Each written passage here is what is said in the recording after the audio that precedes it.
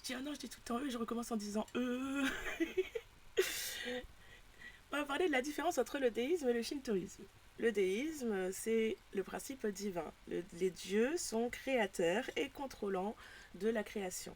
Ils sont souvent créateurs du monde, voire de l'univers, et du coup, on leur voue un culte de contrôlant, un culte de pouvoir.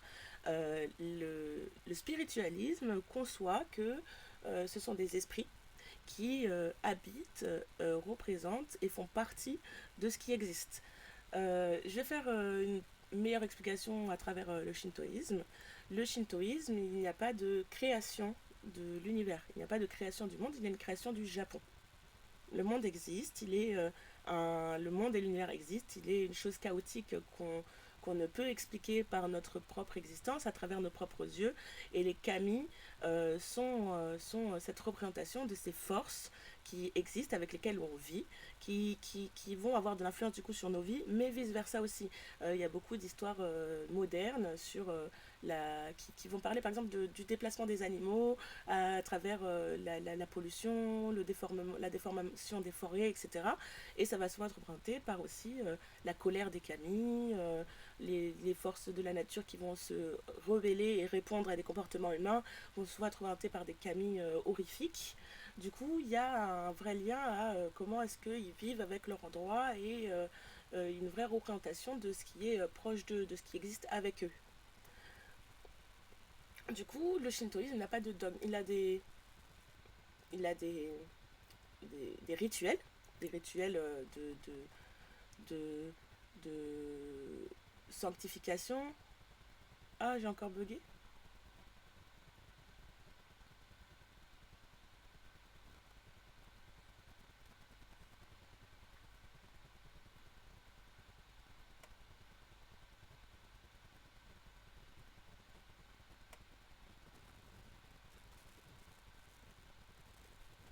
Hello, est-ce que vous me voyez? Salut, est-ce que vous êtes toujours là?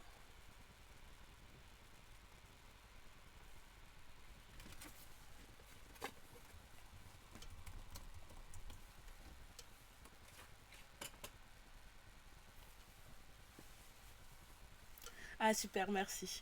Oui, du coup je disais qu'il n'y a pas il y a pas de dogme, il y a des rituels, des façons de rendre hommage, de représenter. Donc il y a beaucoup d'hommages aux morts proches de nous, mais il n'y a pas de dogme dans le sens où si tu fais certaines choses, tu vas pas aller en enfer, au paradis. Ouais, je sais pas pourquoi j'ai des coupures d'internet. C'est que là, ça avait pas fait ça. Surtout que là j'ai mon répéteur wifi, donc je vais contacter mon gestionnaire d'internet.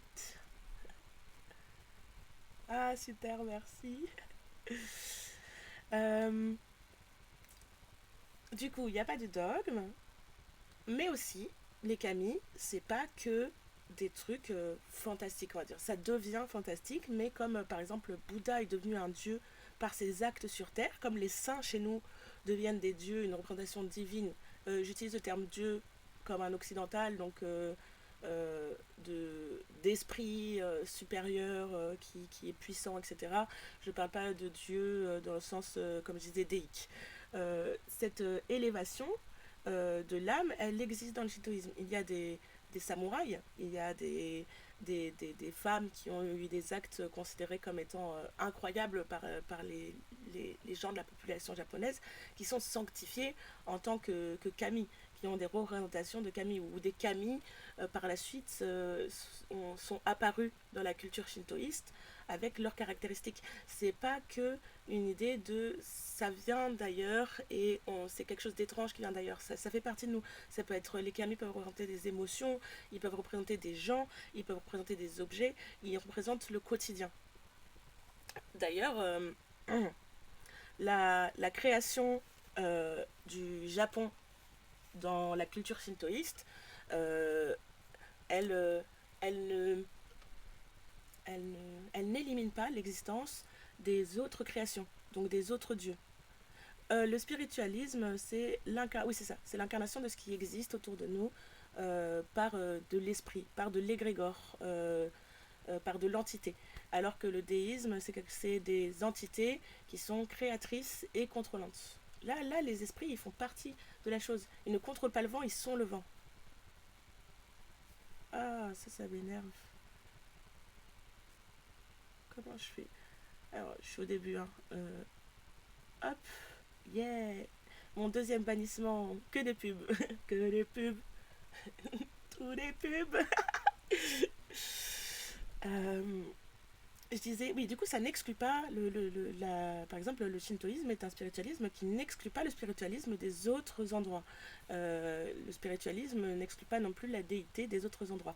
On peut être shintoïste et être, du coup, comme je disais, il y a beaucoup de chrétiens maintenant au Japon qui sont chrétiens et shintoïstes et qui considèrent que les deux sont tout à fait euh, ensemble, vont tout à fait ensemble.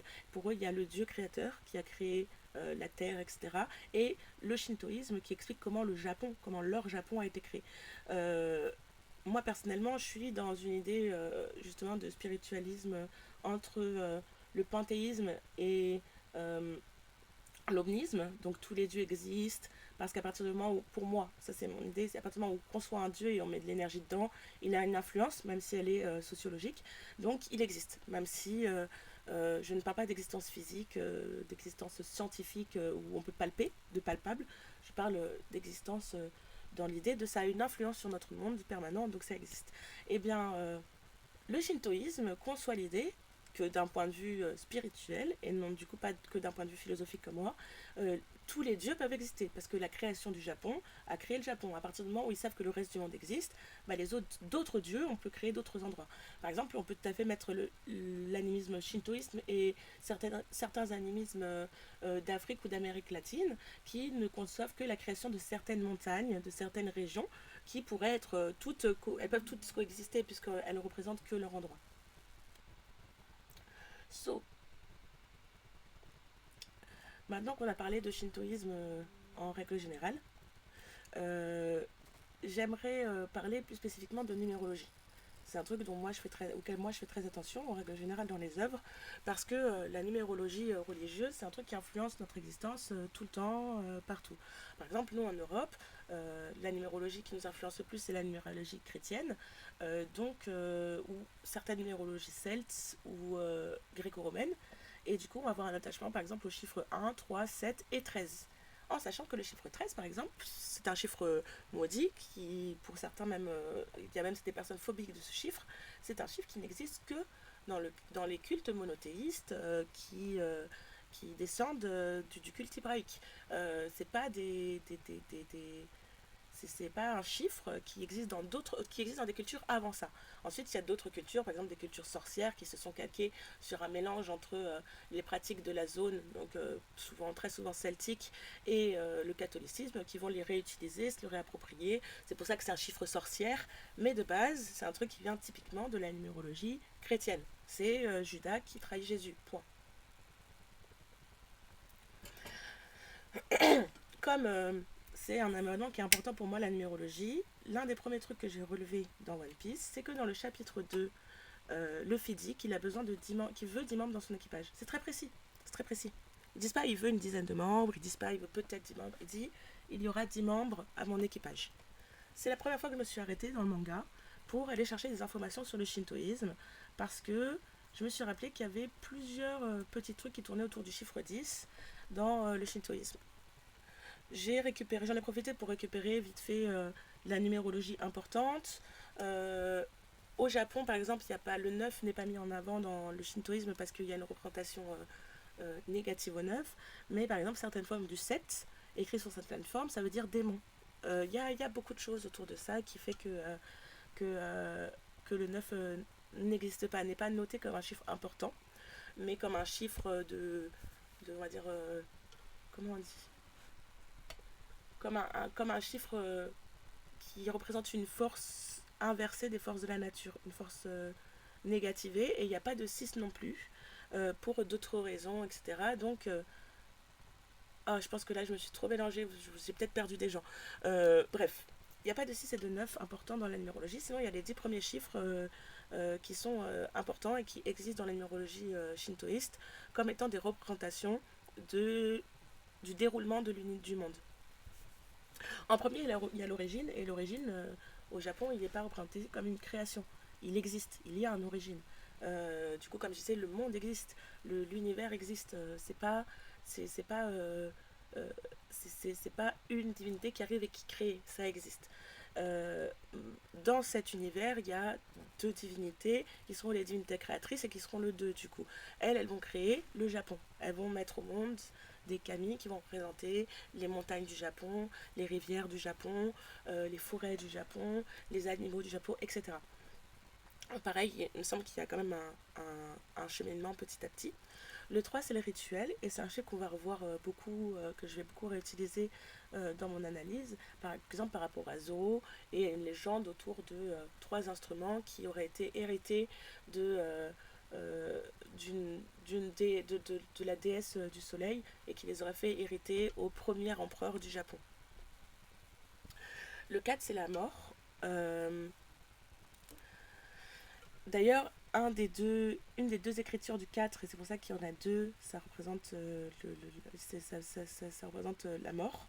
C'est pour ça que dans certains mots ou dans certains formats, on n'utilise qu'une seule des deux formes. Le 5, c'est l'équilibre. C'est un truc qu'on retrouve aussi beaucoup chez nous, par exemple avec le pentagramme, etc.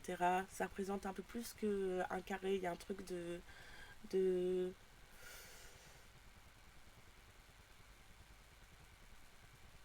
je sais pas comment expliquer.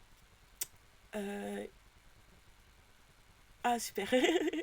Ouais, des fois, j'ai l'impression que comme je me perds un petit peu, j'ai l'impression que je perds les gens. Merci de me rassurer sur le fait qu'on peut le suivre. Euh, Tout comme le pentagramme, il y a ce truc de deux égalités qui sont séparées et qui sont tenues en équilibre. C'est-à-dire que il suffit d'un petit degré pour casser l'équilibre. Un carré, si tu rajoutes un centimètre sur une ligne, c'est plus un carré. Ça n'existe plus en tant que carré.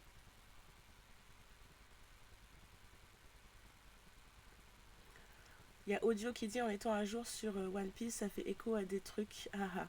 Ouais, je pense que c'est quand t'es japonais. Je sais pas, comme.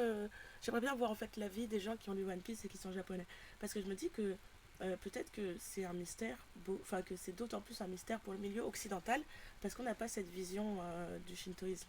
On a une vision très basée sur nos croyances à nous.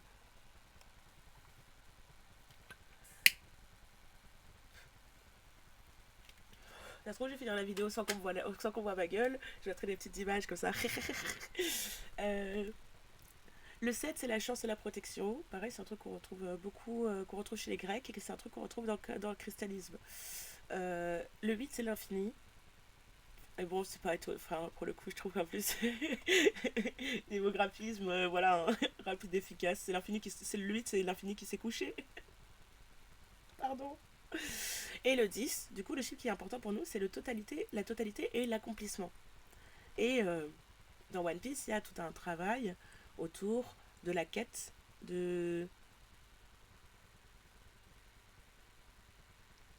Pour l'instant, j'ai vu que le 10 dans l'épisode. Enfin, non, j'ai vu que le 10 avec les trois premiers chapitres. Et après. Oui, qui se lève. C'est l'infini qui se lève plutôt, oui. Pardon, je dis ça à l'envers. Et après, j'ai vu d'autres trucs vite fait par rapport à le 3, par exemple, que j'aimerais mettre en avant par rapport à Zoro. Et, et du coup, voilà. Pour l'instant, j'ai le 10. Un peu plus tard, je vais vous parler un peu du 3. Là, du coup, on va parler de totalité et d'accomplissement. J'ai trouvé une légende. Du coup, en m'arrêtant là, j'ai aussi trouvé. Enfin, je me suis rappelé qu'il y avait un truc autour de 10 joyaux. J'ai un peu cherché. Et j'ai trouvé une légende qui s'appelle les 10 trésors divins: miroir, joyau et Magata. Et c'est aussi euh, les trois trésors qui sont donnés à la fin, qui sont donnés au premier empereur du Japon par les dieux, enfin par les kami. C'est un miroir, euh, une épée, enfin un sabre, et un magatama. Du coup, pour moi, ça lie encore plus le truc.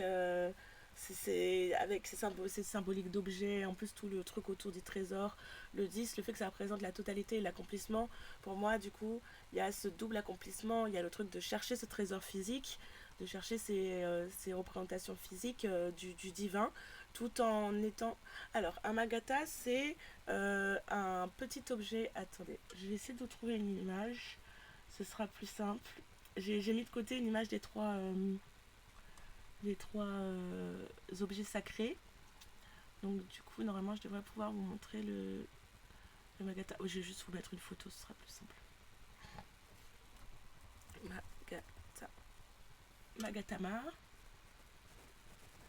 Hop. Normalement, si je fais. C'est quoi? Comme ça. Et que je fais. Est-ce que vous voyez mon image là ou pas? Ah oui. Il est un peu sur le côté. Ça marche quand je change d'onglet? Ah oui, voilà. Parfait. Du coup, c'est ça. Un Magatama. C'est ce petit objet qui va faire. Quand on met deux ensemble, ça fait un yin et un yang. Et c'est un objet rituel, c'est un ornement qui est censé protéger, etc. Voilà. Et comme vous pouvez voir, ça ressemble à des petits neufs, tout ça. Voilà. Et celui-là, là, en plus en bronze. Attendez, parce que du coup, ça là. Il y en a un comme ça qui est exposé, du coup, avec un atamé et un miroir, tu sais, miroir en bronze, là, tout, tout noir. Ouais, c'est comme une forme de yin ou yang, c'est ça. L'espèce de miroir en bronze à l'ancienne, là, qui maintenant, quand ils sont rouillés, on dirait juste une plaque de métal, quoi, un peu abîmée. Bah, ça, là, c'est trois objets qu'on a, qu'il y a dans un. Il faut que je vérifie pour que si c'est un musée. Les trois trésors de Ama Seratu. Si je vais encore me tromper sur le nom de la déesse. Je dis jamais son nom parce que j'aime pas du tout écorcher les noms divins d'autres cultures et je connais pas encore les noms par cœur. Je connais les histoires, moi je retiens bien les histoires, je retiens pas beaucoup les noms. Ok, parce que tu m'as demandé pour d'autres chiffres et que je disais que là, du coup, il y avait les 10 objets et que dans ces 10 objets, c'était les 10 représentations, les 10 objets, c'était des objets je l'ai mis là, qui sont un miroir, un joyau, qui sont des miroirs, des joyaux et magatama. Et je disais que dans la légende qui dit que le premier empereur du Japon a reçu trois objets de la déesse dont il descend, il y avait dans ces objets justement une petite épée, un miroir. Bah, bah là, mon internet ne plante plus. Attends. Là, moi, ça me dit que je suis connectée.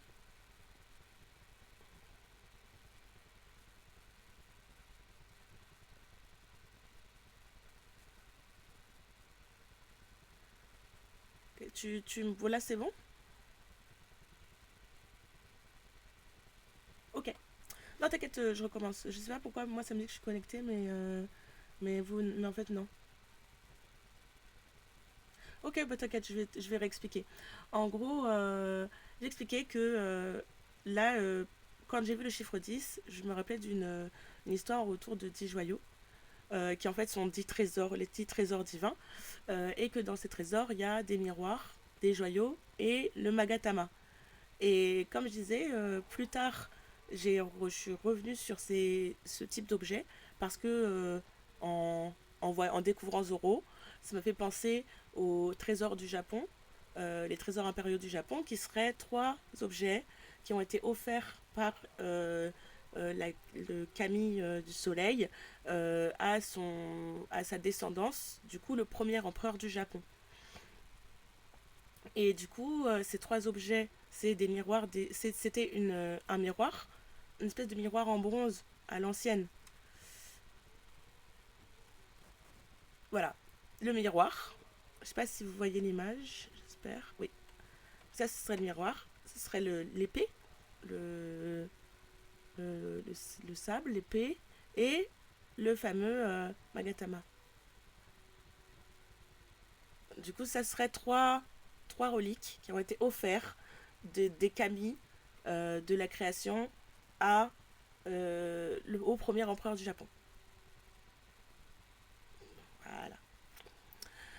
Maintenant qu'on a parlé de tous ces objets, je vais juste vous faire un petit truc autour de... Ah, je l'ai pas noté à cet endroit.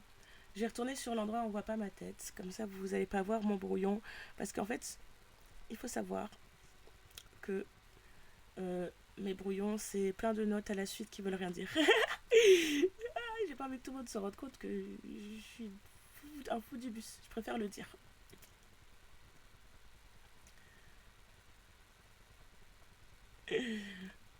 Du coup, je vais vous relire la légende. C'est la troisième fois, peut-être que cette fois, je vais pas écorcher les noms.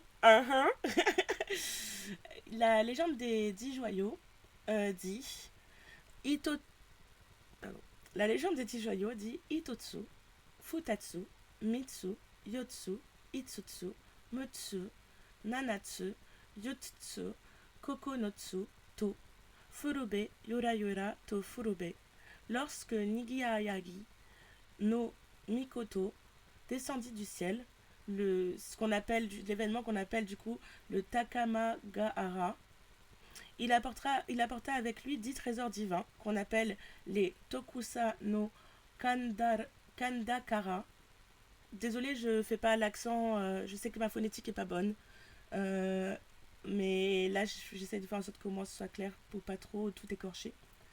Ces trésors étaient le miroir du large océan, Okitsu Kagami, le miroir du rivage, Etsu Kagami, le joyau miroir du large océan, Okitsu Kagami Tame, le joyau miroir du rivage, Etsu Kagami Tama, le joyau du large océan, Okitsu Tama, le joyau du rivage, Etsu Tama, le joyau de l'élixir, Sakatama, le joyau merveilleux, Kushitama, le joyau d'attachement, Tamanoi, et le Magatama recourbé, donc Tama no Yama. Et les dieux dirent à Nigihai, si tu récites la formule des 10 trésors et que tu poses ces joyaux sur une personne malade ou morte, elle ressuscitera. Pour moi, ça, c'est... faut dire que c'est mon premier call. Je suis persuadée que ça aura un lien direct avec cette légende.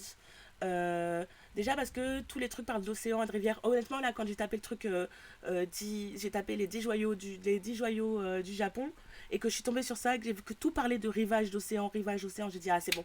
Ah, c'est bon. Ah, c'est bon. S'il n'y a pas des petits japonais qui ont sorti ça à Oda, et Oda il a dit c'est pas tout à fait ça, c'est que là il y a un problème. C'est que les japonais doivent réviser leur shintoïsme.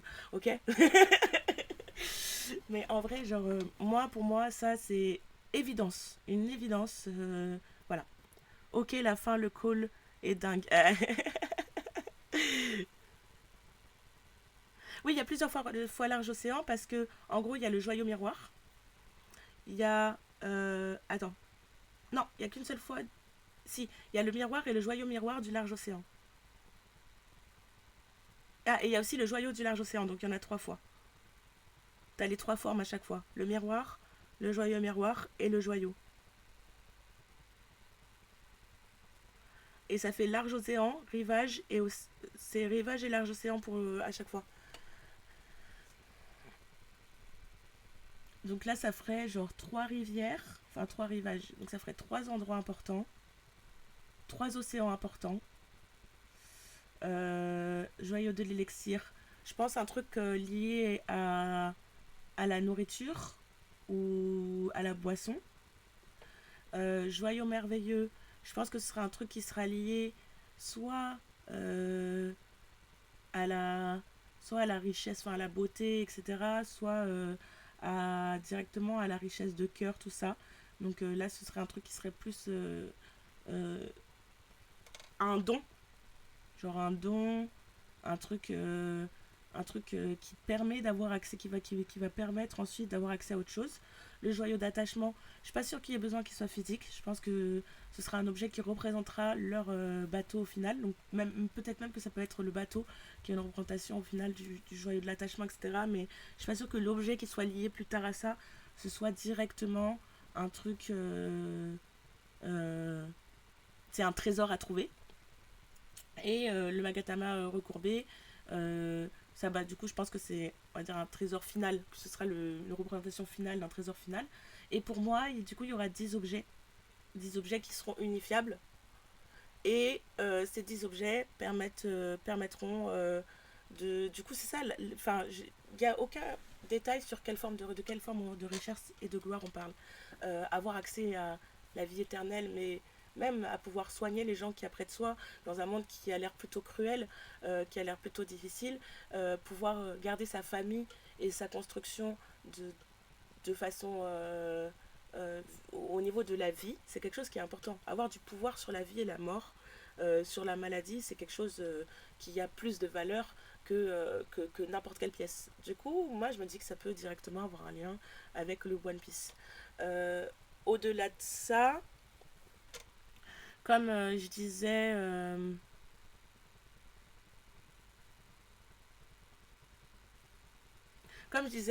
juste après, on rencontre Zoro, du coup. Zoro, euh,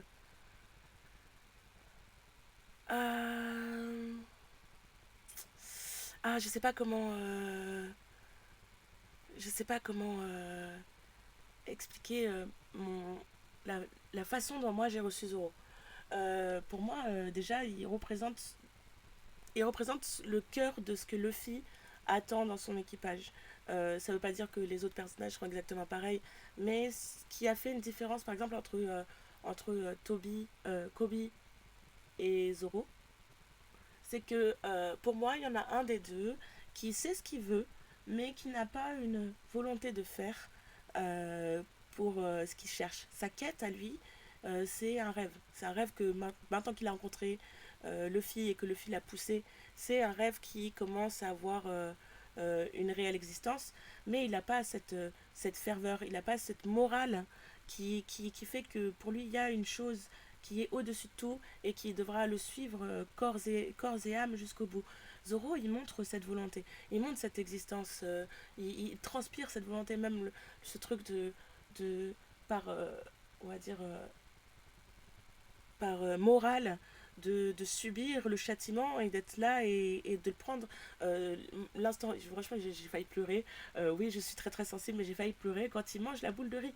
La boule de riz qui a été écrasée au sol. Et c'est aussi cette importance à ce qu'on nous offre, cette importance à la nourriture, à ce qu'on n'a pas, à ce que les autres font pour nous, aux petits gestes, etc. Et c'est des choses que Luffy, il reconnaît. C'est des choses que Luffy, il a appris avec Shank. Parce que Shank représente cette chose. C'est ces petits gestes de bien-être, de faire attention aux gens qui y a autour de soi, de ne pas s'en prendre aux plus faibles, d'être bon avec les plus faibles, de ne faire ce truc de faire qu'un avec son équipe, d'avoir une équipe vaillante qui protège les faibles, qui cherche pas à faire du mal autour d'eux, mais simplement à voir ce dont ils ont besoin. C'est un truc que Luffy a appris et qu'on retrouve chez Zoro. Oui, oui, oui. Oui, oui. Pour moi, déjà, il s'est dit, oh, un gars fort, mais à partir du moment où Zoro mange la boule de riz, je suis d'accord, c'est le moment où le fils dit, c'est pas juste, je voudrais bien l'avoir, c'est lui. C'est tout, c'est lui. Ok. Du coup, pour moi, ça donne une indication aussi sur la boussole morale. La boussole, la boussole, l'océan, le bateau, la boussole, boussole. Attendez, attendez. J'ai pas encore pris le rythme, mais il y a un truc qui va avec après. Ah,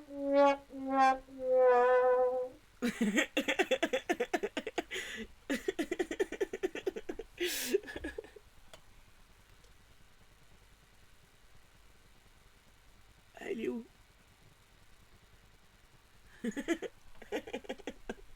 Du coup, pour moi, c'est la boussole qui va un peu indiquer comment est-ce que Luffy va créer son équipe, mais aussi le chemin que l'équipe de Luffy prend déjà.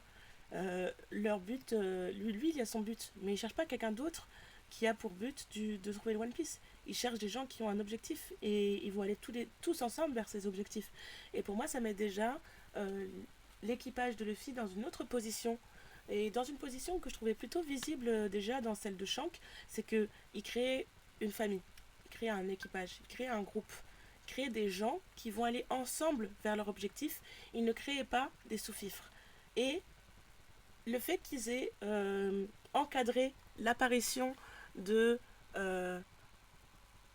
comment elle s'appelle là, de Eluvida, le fait qu'ils aient intégré l'apparition d'Eluvida entre la découverte de Shanks et de son équipage et la création de l'équipage du début de la création de l'équipage de Luffy, pour moi, c'est ce qui permet de mettre en évidence ce point-là. Et les équipages de pirates, il y en a qui existent. Un équipage est censé être une personne qui décide et les autres obéissent. Mais Luffy, lui, c'est pas ce genre de pirate. Et quand on lui parle de pirate et que les gens font des clichés sur les pirates et tout, il est là genre, bah non, tu sais pas, tu ne sais pas ce que c'est qu'un pirate. Tu sais ce que c'est les pirates qui vont. Tu as une vision des pirates et tu considères que c'est ça être un pirate. Mais être un pirate, c'est pas ça pour moi. Euh, je trouve que c'est très important de considérer la forme que veut donner Luffy à son équipage, même si c'est pas conscient. Euh, pour moi, ça met en avant un point qu'on comprend plus ou moins quand on connaît quelques petits trucs sur Oda. Je reviendrai dans un prochain épisode plus profondément dessus parce que c'était un de mes premiers angles d'approche pour reprendre One Piece. Pour moi, il y a un propos autour de l'anarchie.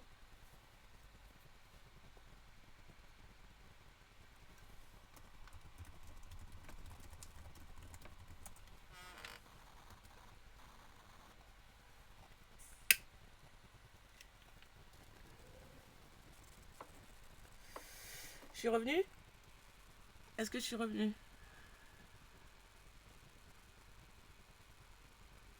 Je suis revenue. Oui, oui, oui, oui, oui, oui, oui. Je me suis fait Seiya. Je me suis fait Seiya sévère là. Là, ma connexion internet, elle n'a pas coupé pour rien. Je me suis fait Seiya sévère.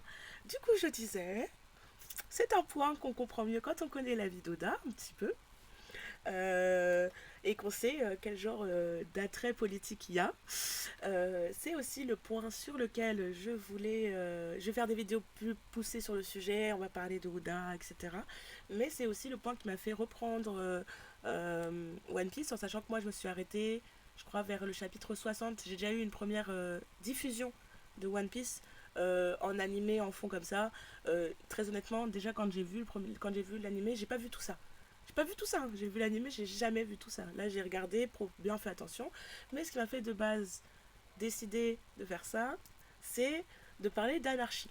De parler d'anarchie à travers One Piece. Et je trouve vraiment que déjà ces premiers chapitres mettent bien en évidence différentes formes de hiérarchie que Oda veut mettre en place. Il y a la hiérarchie stricte, reconnue, etc., qu'on retrouve dans la marine, mais aussi celle par la force et la violence, on va dire, par la force un peu plus brute et non pas par des règles administratives que tout le monde suit, etc., qui va être celle des pirates. Et à côté, on a une hiérarchie anarchiste, donc pas de hiérarchie. On a quelque chose de linéaire. Ils ont tous un objectif et enfin, en tout cas, ils ont tous les deux un objectif et leur but c'est d'atteindre leur objectif. Ça ne veut pas dire qu'ils ne peuvent pas le faire tous ensemble et ça ne veut pas dire qu'ils doivent être absolument dans l'obéissance. Je ne pense pas que Luffy aurait choisi un gars qui est considéré comme un démon assassin de pirates pour rejoindre son équipe si son but c'était de le mater, tu vois. Genre, après, c'est mon point de vue. Et j'espère que la suite me donnera raison. Si au bout d'un moment dans ma lecture, je me rends compte qu'en fait, Oda est un facho japonais, euh, je serais très déçue. Et il y a des gens qui vont me le payer. Il y a des gens qui vont me le payer dans ce cas-là. Du coup, pour revenir à Zoro, Zoro a trois sabres. Zoro a trois sabres, ce qui me rappelle très fortement. Euh, oui, oui, oui, c'est toi que je parle audio, c'est toi que je parle. Ce qui me rappelle du coup les trois trésors d'Amaterasu, la déesse du soleil, le kami du soleil, l'épée, le miroir et le joyau, qui sont représentatifs dans le shintoïsme de la vérité, la justice et la pureté du cœur. Euh, pour moi, dès le départ, Zoro il représente un personnage qui a cette droiture, ce truc qu'on retrouve beaucoup dans l'idée samouraï, déjà de sa quête d'être le plus fort, même si elle part d'un truc un peu gamin, enfantin. Au début, j'étais un petit peu en mode haha, il est trop mignon. Mais en fait, derrière, il y a une intensité spirituelle. C'est presque un rituel qui met en place, un rituel d'hommage à cette personne qui, pour lui, représentait cette grandeur, cette gloire. Le fait qu'il porte son sabre et les deux, enfin, le fait qu'il porte ses sabres, parce que c'est pas son style, qu'il porte ses sabres dans une quête de rendre hommage à la personne qui représentait la grandeur pour lui, c'est presque un schéma religieux. C'est quelqu'un qui est droit, qui a un objectif, qui est juste quand son comportement avec la petite fille, tout ça, comment est-ce que, à partir du moment où il comprend euh, à partir du moment où il comprend que quelqu'un n'est pas dans ses valeurs, comment est-ce qu'il est prêt à lui tenir tête, et dans l'autre sens, cette importance qu'il met à être moral, c'est c'est quelque chose qui pour moi le lie très fortement à cette représentation du- de la descendance du soleil, mais aussi à d'autres kami, comme le kami serpent, un, qui est un kami dieu, qui a 7 têtes et qui manie l'épée. Il y a d'autres kami comme ça, et qui, lui, est un kami beaucoup plus sombre. Et je pense que c'est fait exprès, le fait qu'il y a un petit doute sur à quel point il peut être quelqu'un de lumineux ou de sombre, sur à quel point il pourrait totalement vriller. Oh, j'ai un bug de TDAH, j'ai oublié la fin de ma phrase. Il parle du paradis aussi dans ma trad, tu en penses quoi? Du paradis. Dans quel chapitre il parle du paradis?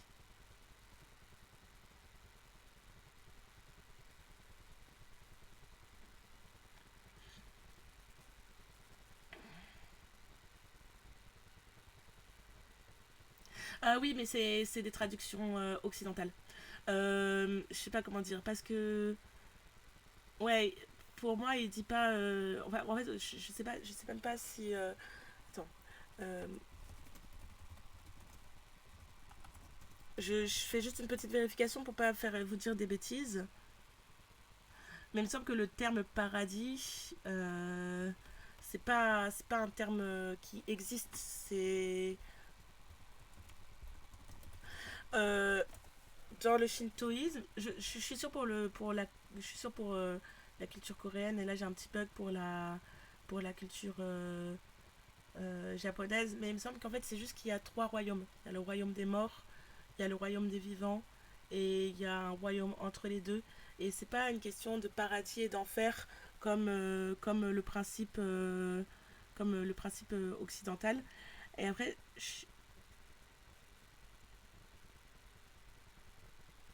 euh, et je crois que même que dans le mot Tengoku, il y a une notion différente avec celle du paradis que nous on utilise.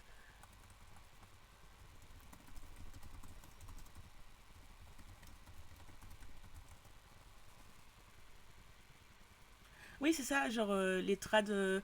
Enfin, pour moi, c'est le terme cieux qui est utilisé la plupart du temps. C'est très rare d'utiliser le terme Tengoku. Il me semble que c'est un terme qui. Ouais, du coup, c'est ça, c'est les cieux en fait. C'est un terme qui regroupe euh,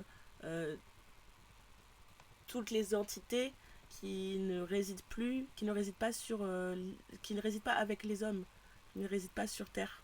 Donc c'est pas le paradis comme nous. C'est pas une division entre les gentils gens et les méchants gens. C'est un endroit où les esprits passent, où ils existent, où ils évoluent. C'est pas comme nous. C'est pas notre paradis occidental.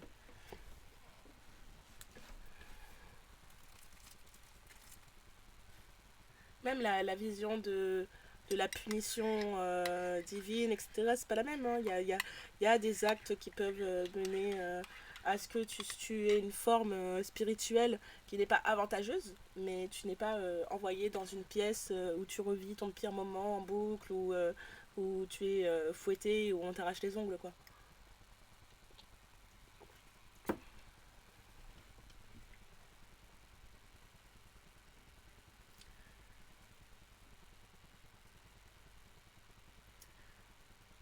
hop, hop.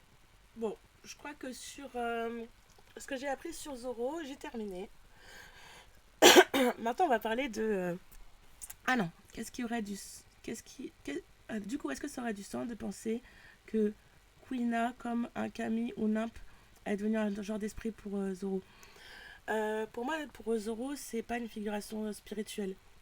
C'est une figuration psychologique, c'est philosophique, c'est une quête, c'est plus, oui, on va dire oui, comme un Bouddha devient un esprit. Mais là, c'est plus une question de rendre hommage à sa grandeur, etc. Certains, on considère que quand même, quand tu meurs, ton esprit va rejoindre les autres, enfin, que tu vas rejoindre les autres esprits. Les kami ont une puissance naturelle qui fait qu'ils s'incarnent dans le monde, mais enfin, par exemple en Chine, il y a tout le truc sur le palais de Jade. Selon les formes de mythologie et les zones, il y a des petites différences, mais en gros, il y aurait un autre monde, une autre dimension, où tu aurais ta place aussi. Tu as peut-être ta place en tant que petit être qui vogue comme ça, mais tu as ta place. Tu participes au monde, tu es une force du monde. Et en tant qu'être humain, tu incarnes déjà une force du monde. Les, les, les... Dans l'animisme, on n'est pas séparé des esprits. On n'a juste pas la même. Notre esprit ne s'incarne pas dans l'univers, dans le monde, de la même façon que ces esprits-là. On n'est pas, on va dire qu'on est. On n'a pas pris la même forme pour exister dans l'univers. Mais ça ne veut pas dire qu'on ne peut pas passer d'une forme à l'autre, et ça ne veut pas dire non plus qu'on est séparé, qu'il y a une division directe entre le fait d'être incarné, le fait d'être un esprit qui représente une incarnation. Nous sommes des kami, mais dans de la chair.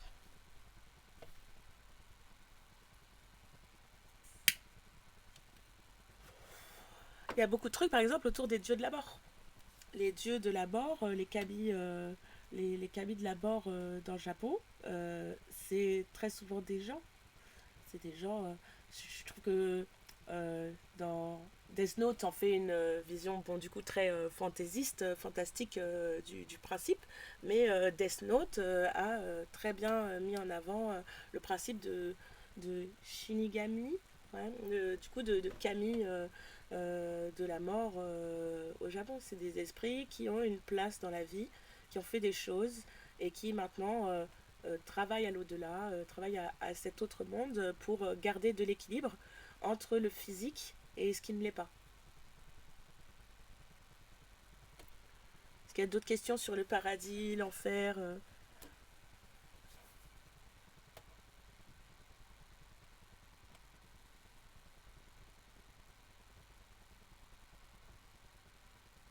Ah, par contre, oui, pour revenir à Quina, parce que du coup, je suis partie dans le.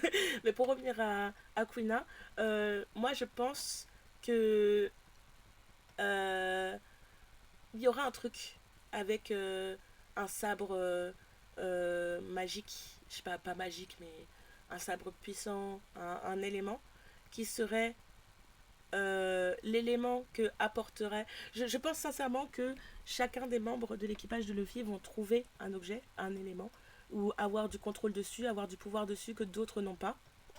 Parce qu'ils ont compris un truc, parce qu'ils viennent d'une certaine famille, parce que je sais pas. Mais que chacun va apporter un élément et que c'est la fusion des 10 qui va les amener au One Piece. Et pour moi, euh, euh, Kyuna, elle incarnera l'élément de, de Zoro. Ou je sais pas, je sais pas comment dire.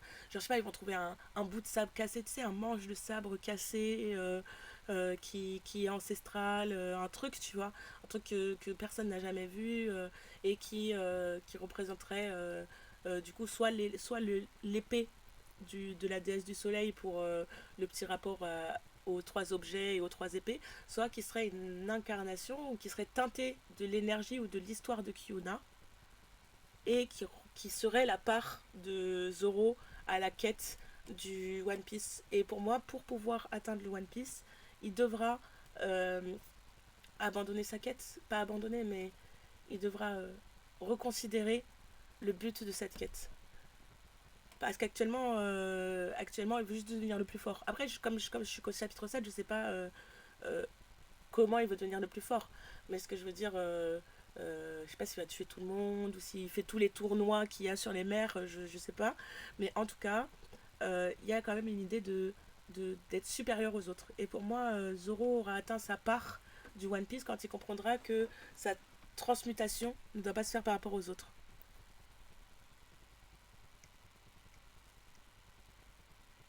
Ah ah, ah ah, ah ah, ça y est, je suis dans le game des calls.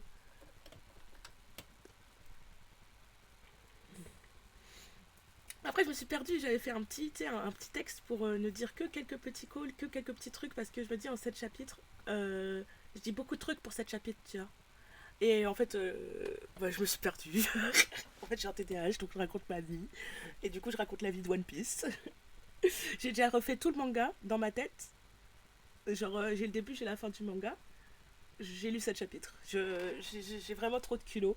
J'ai trop de culot pour croire que je peux comprendre un génie en 7 chapitres.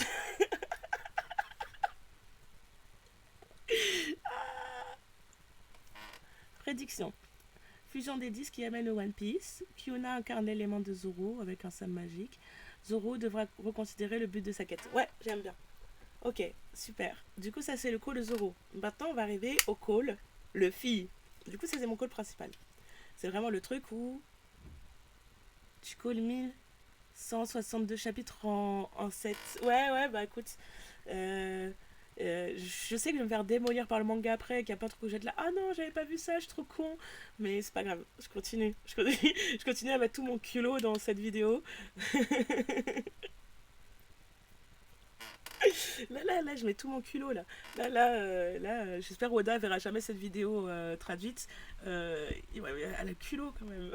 Elle arrive, elle est là, genre. Ah. Oui, oui, j'ai un autre call qui arrive là. Là, c'est mon call principal. C'est le call où ça, j'en suis sûre et certaine. Je le sais. Je le sais, et si on me dit c'est faux.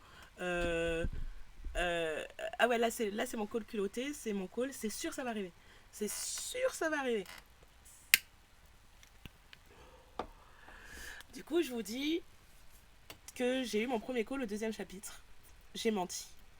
J'ai menti. Voilà, voilà. J'aime pas mentir, mais j'ai menti. J'ai menti pour le suspense. Il fallait un peu de suspense. Comme si cette vidéo allait pas être assez longue. J'ai menti pour le suspense. Mon premier call a eu lieu page 3. Voilà. Mon premier call a eu lieu page 3. Euh, Quand j'ai vu Luffy et comment il se comportait. Euh, la première chose que j'ai vue chez Luffy, c'est Sangoku ou bien Naruto. Ces personnages typiques qu'on retrouve beaucoup dans la culture japonaise pour une bonne raison. Je vais bientôt vous dire le petit plot, mais avant ça, j'aimerais vous parler euh, de, euh, de gréco-romain, d'Occident et de Ulysse ou de Prométhée, par exemple, qui font des voyages initiatiques. Et aujourd'hui, la moitié, même les trois quarts des romans qui parlent d'initiation sont calqués sur leur format. Les personnages, beaucoup représentent les personnages des héros, beaucoup ont les caractéristiques qu'on retrouve chez Ulysse. Souvent, il va y avoir le principe de péripétie, qui est un truc qu'on. Avant, c'était beaucoup des petites poésies où tu avais une petite aventure par poésie, comme avec les Eddas de la mythologie scandinave. Mais avec ces grands poèmes qu'a pu faire. Avec ces grands livres poétiques qu'a pu faire Homère, on a eu les premières visions des principes de péripétie, de comment est-ce qu'un héros arrive à son climax avant de devenir le héros qui doit vraiment être. Il est d'abord un être qui va apprendre au cours de sa quête, puis il est le héros. Euh, Ces codes que nous on considère comme universels, en fait, ne le sont pas. Ils ne le sont pas dans le sens où les codes de l'Ulysse que nous on utilise, c'est les codes qu'en Asie on retrouve avec les codes de Song Wukong, le roi singe. C'est un héros rebelle, solaire, qui représente la joie de vivre, qui va toujours être un peu dans la blague, etc. Mais qui est hardi, courageux, qui a une force de vie incroyable et qui est prêt au sacrifice pour les êtres à qui il apporte sa lumière. Un être luciférien de la culture asiatique. Euh, et pour moi, Luffy, comme Sangoku qui lui porte carrément le nom japonais de ce personnage, sont des représentations du roi singe, de Sun Wukong. Du coup, ça amène à mon premier call, qui est très important. C'est que ce dieu représente un dieu de transformation. Il n'est pas simplement, quand il est sous sa première forme, il est joyeux, mais il est aussi intrépide, colérique, émotif. Il ne comprend pas, on va dire entre guillemets, il ne comprend pas tout aux tenants et aux aboutissants de la vie, donc il va foncer dans le tas, etc. Et il s'avère que dans l'histoire du roi singe, le roi singe doit mourir pour avancer. Donc mon call, c'est que Luffy va mourir 2 fois, au moins 2 fois, avant d'atteindre le One Piece. Et il est même possible qu'une de ses morts soit la clé du One Piece. Ce soit ce qu'il offre pour ouvrir la porte au One Piece. Pour moi, c'est très important qu'il ait une forme de mort qui existe dans l'histoire de Luffy. Pas forcément une mort totalement physique, mais par exemple Naruto, il y a un moment où il meurt, où il se retrouve à l'intérieur de lui-même en bataille avec son démon intérieur, et il y a une guerre intérieure qui va amener à la mort d'une de ses parts, ou à la fusion des deux, mais du coup à la mort de son lui divisé en deux. Pour moi, c'est ça qui est important comme représentation de la mort. C'est pas forcément une mort physique, mais c'est aussi possible qu'il se noie ou qu'il soit gelé sur place. Pour moi, c'est les deux seules façons dont il peut mourir avec son truc de gomme-gomme. Donc c'est aussi possible qu'il ait une mort physique, mais en tout cas il est très important à mes yeux, si mon call sur le roi singe est bon, qu'il meure 2 fois pour devenir une version de lui plus importante, plus puissante, plus sage, et une version de lui qui pourra atteindre le One Piece et faire de lui le roi des pirates. Voilà. Pardon. Pardon. Voilà, le film va mourir. Et pour moi, c'est très important. Ça va dans le sens du 10, du cycle, du principe de mort et de vie, du 1, qui représente cette totalité qui va jusqu'au 10. Le 10 qui sera la mort, puis le recommencement qui est une mort pas. Il n'y a pas de finalité dans cette mort, c'est pas une mort européenne, on va dire. Voilà. Bon, bah, je crois que sur ces 7 premiers chapitres qu'on a fait les 2 dernières semaines, j'ai fait un bon résumé. C'est un peu brouillon parce que je suis un peu brouillon tout court dans ma vie. Du coup, là, je vais finir la vidéo sur ça. Je vais vous dire à la semaine prochaine. En live, on va regarder les chapitres suivants ensemble. Comme ça, je vais faire un petit rattrapage. Ce sera pas mis en vidéo parce que j'ai pas envie de me faire couper, de devoir faire des demandes de permission, tout ça. Je vais juste faire ça en live et pas l'enregistrer. Et par contre, j'enregistrerai un autre petit résumé en mode podcast comme ça, où j'explique où est-ce qu'on en est arrivé, mes nouveaux calls et s'il y a eu des calls du chat par rapport à mon début d'explication. Voilà, je vous souhaite bonne journée.